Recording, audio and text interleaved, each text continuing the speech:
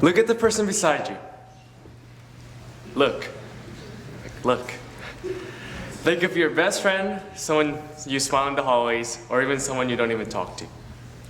But what do you really know about this person? Probably not much. We all know life is complicated, and everyone has different experiences and stories to tell. Every single person is unique when compared to one another. However, everyone here at Chapel today is writing the same story in our book called Life right now, at this exact moment. Hello everyone, my name is Seok Kim, and welcome to my chapel speech. Now, think about this mathematically.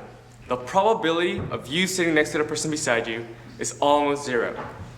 There are 7.7 billion people living around in 196 different countries on Earth, 10 provinces in Canada, 52 cities in Ontario, around 10 high schools in Oakville, and there are 778 students at Appleby College. If there's God, it's God's plan, as Drake said. Considering how small these chances are, shouldn't we be more grateful for everything that happens in our life, or even for being here in this chapel? We're so fortunate to live the lives in which we live and to experience each day surrounded by the people we appreciate the most. The very least we can do with our life is to make sure we're the happiest that we can be.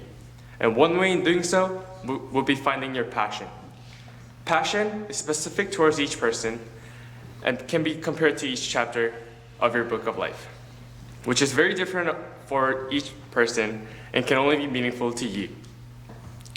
What you write down in your book is really up to you.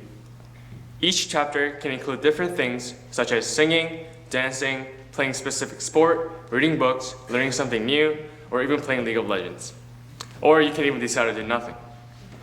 Surprisingly, my passion is not only towards playing League of Legends, though I play very often.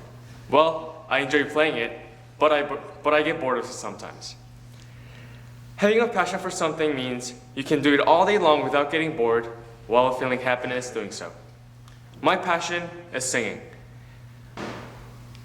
I don't remember exactly when I discovered that singing is my passion, but I know that I've been singing for as long as I can remember. When I'm bored, happy, sad, and some of my best memories have been made when I was singing. Since I was young, I always loved singing.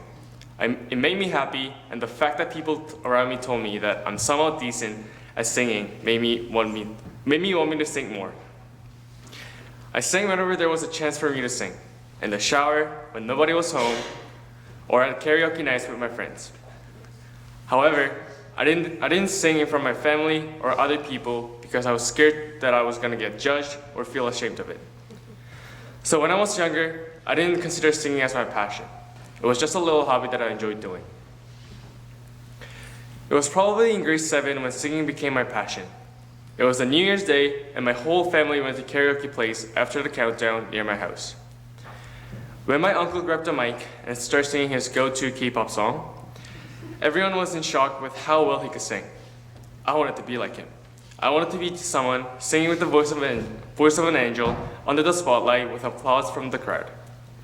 So after the night, I secretly started practicing my technique to figure out how to sing better. Then, when I came to Appleby College in grade 9, I chose vocal for my art elective. I finally had the chance to learn how to sing better with someone else's help. I also joined the cast of High School Musical to have an on-stage experience in front of a lot more people than what I used to. I auditioned for the lead, but I ended up being a member of Brainiac, which is basically the same as tree number 3. When I had my grand debut, I felt so accomplished that I achieved something that I've been dreaming of. But I still wanted to be the lead in grade 10. Unfortunately, no progress from grade 9. I was tree number 3 again. However, I didn't give up my dream. I auditioned again in grade 11, and I got a little promotion with a role that has a few solo lines, which gave me a time to shine under the spotlight. Then in grade 12, I finally got the lead role that I've been dreaming of. Despite 3 years of feeling defeated, I kept trying and eventually got to where I am today. Just like my potential singing career, each chapter in our book needs a little climax to make things a little bit more interesting. The climax could be a short-term goal that you want to achieve. But the goal should be something that is related to your passion. something that you really want to do. In this way, you'll try your best to achieve the goal. If you don't find the goal appealing, then you'll lose your interest and you're likely to give up pursuing it.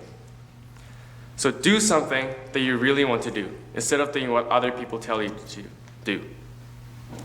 I'm not saying don't listen to them. Get advice from them, but don't let them decide what you should do. At the same time, your goal needs to be challengeable yet achievable. If the goal is not challengeable, then your journey towards success will be too easy and you will not grow from the journey. If the goal is not achievable, then the journey towards success will be too hard and you'll fail it or lose interest in it. So now, how do you achieve the goal? How do you complete a chapter of your book successfully? You just have to remember one thing. VD equals R. Trust me, this isn't a mathematical equation to find radius or some next level physics equation to find universal gas content. This simply means vivid dream is equal to reality. When you have a dream that you really want to achieve, dream vividly of you living in the moment of success. Then you'll see yourself with your goal achieved in the future. I know this may sound ridiculous. You probably think that I'm being cliche because what I'm basically saying is that if you vividly dream about being president, you'll become a president. But believe it or not, you will. It may take you a while to reach this goal, but at the end, you will. However, not everyone becomes president by vivid dreaming. Those who really succeed always have more certainty in their mind than doubt.